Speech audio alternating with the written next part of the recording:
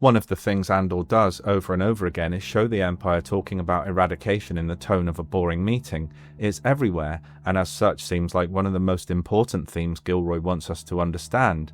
This is a clear nod to how corporations and authoritarian machines work. It's how systems operated by people allow those people to oppress without being broken by guilt or sympathy. As we've already seen, the Empire's truest master of the art is the ISB. This is just another flavor of the same administrative whitewashing. No one slams a fist on a table and declares their evil plan. It's just a senior officer giving a polished and quite smug little briefing to a visiting colonel, explaining how an indigenous culture has been steadily broken apart and redirected until its sacred ritual can be replaced by an imperial event strategy. It is competent administration that echoes old-school British colonialism. Beehaz opens by defining the Dhanis in a way the Empire always defines the people it intends to dominate, as fundamentally lesser, fundamentally legible, fundamentally manageable. They're a simple people. There it is. Once you have reduced a people to a type, once you have decided they can be summed up by a handful of convenient defects, every policy that follows can be dressed up as practicality. You are no longer dealing with human beings in all their complexity, you're dealing with a problem population, a set of tendencies, a thing to be steered, like vermin. And the Commandant has the full steering manual ready. He talks about their difficulty holding multiple ideas simultaneously. He talks about their pride. He talks about giving them options so they get distracted by choosing between alternatives and fail to notice the thing they actually wanted has been taken off the table entirely. Imperial power works by managing perception. It works by arranging the field of choice. It works by making dispossession feel like participation. It has echoes of how Luthen works, offering the illusion of choice and guaranteeing the result is always what most benefits him. That line about alternatives captures a whole logic of modern control. You don't always have to ban a ritual outright if you can surround it with enough convenience, friction, fatigue, and substitution that the ritual slowly withers on its own. They have not marched in and simply said your sacred pilgrimage ends today. They have done something much colder and more intelligent. They have offered transport knowing the Dhanis will refuse. They have placed comfort units along the way, shelters, taverns, cheap local drink, little concessions, little corruptions, little engineered temptations and fatigue points that wear the ritual down from within. 500 becomes 60, and the Empire gets to stand back and pretend history has simply moved on. That is what makes this scene so poisonous. Beehaz is describing cultural destruction as if he were explaining a successful customer retention strategy, and the show is so good at this kind of ugliness because Beehaz does not think of himself as a butcher.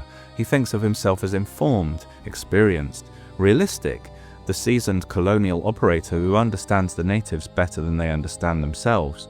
There is vanity in every line he delivers. His smugness with himself is off the charts, the kind of smug where you think you're so safe that you redirect soldiers to sofa duty and continue to put your trust in a man you stole everything from. While Beehaz is talking, the scene cuts away to the pilgrims. It refuses to let his language have the final word.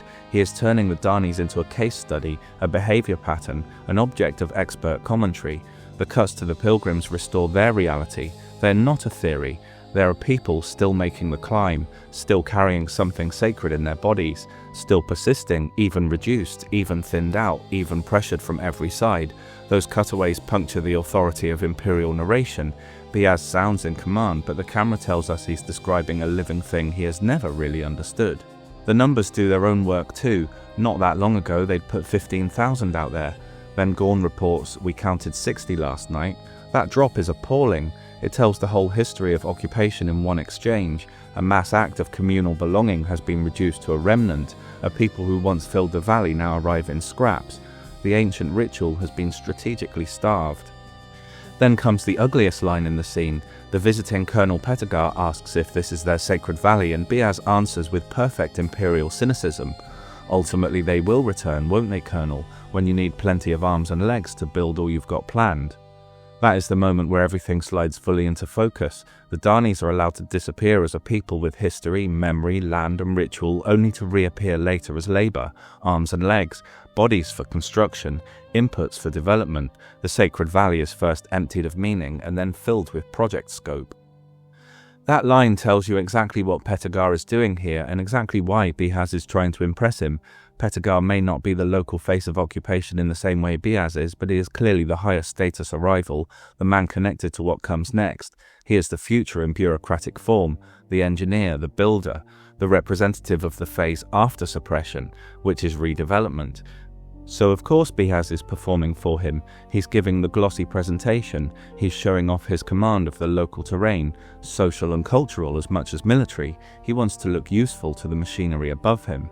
And yes, those calf cups are funny, or they would be if the scene around them was not so vile. They look like office coffee cups, reusable but modelled after the disposable kind, perfect little props for what the Empire really is in Andor, not just a frighteningly realistic corpo-fascist state, but a normal workplace, a system maintained by meetings, chatter, site visits, process reviews, middle managers, little rituals of hospitality, banality. These men are talking about dismantling a culture with the visual language of colleagues on a walk-around. Gorn's silence through all this is where the scene gets its real dramatic charge. He already knows too much. He has crossed the line that Empire cannot afford its servants to cross. He has actually seen the occupied people. Once that happens, every briefing becomes unbearable, every euphemism curdles, every tidy phrase reveals its violence. He's unable to hear their words as anything but obscenities. So when Pettigar asks, will the Dhanis let us build our new facility in peace, Gorn answers, I don't see them having a choice. It is simultaneously obedient and damning.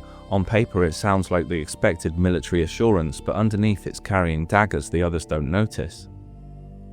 Then Commandant Beehaz and Lieutenant Gorn move outside, and the environment tells the next part of the story before anyone even speaks. The Sacred Valley has already been translated into damp concrete, stains, cables, utility boxes, blank walls, and military drabness. It is the ugliness of somewhere repurposed by people who do not love it. Beehaz asks, are we secure? And Gorn says he has brought in sentries from Alkenzi, his cover for the arrival of Clem and company, and sent the best men to the perimeters.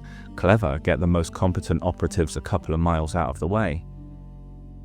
At the end, when Beehaz lets Gorn know it has to be perfect or else, it feels like the second scene in a row where someone has said something ominous to close it out. Cassian's claim that Nemik will sleep when he's done was full of unintended menace, but claiming, in fiction, that something needs to be absolutely perfect? Oh dear, that's never going to end well. Imperial evil is presented here as procedure, as expertise, as planning, as a chain of men discussing logistics, labour and spectacle, while the last fragments of a sacred culture are pared down to something manageable. Beehaz praises the eye as quite the celestial spectacle, and that line is a perfect summary of the Imperial attitude. They can appreciate the beauty, they can market the beauty, they can package that beauty into a viewing festival down in the Enterprise Zone and monetize it.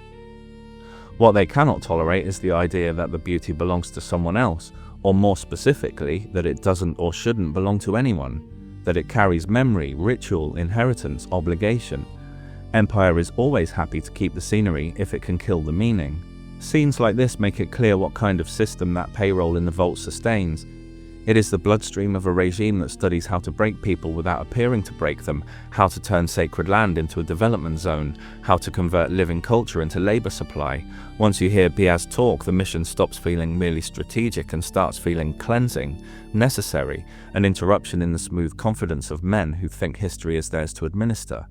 So the real power of the scene lies in that contrast between surfaces and truths. On the surface, it's a routine inspection, a little local briefing, a few comments on the natives, some dry follow-up outside. Underneath, it's the whole anatomy of colonial rule. Contempt posing as knowledge, dispossession posing as choice, redevelopment poised to finish what military occupation began. And in the middle of it all stands Gorn, silent, controlled, already turned against them, carrying the unbearable knowledge that the machine sounds most monstrous when it is convinced it is merely being sensible.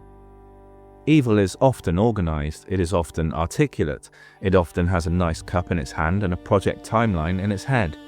And when it speaks most calmly, it is already measuring how much of a people can be destroyed while keeping their bodies for hard labor.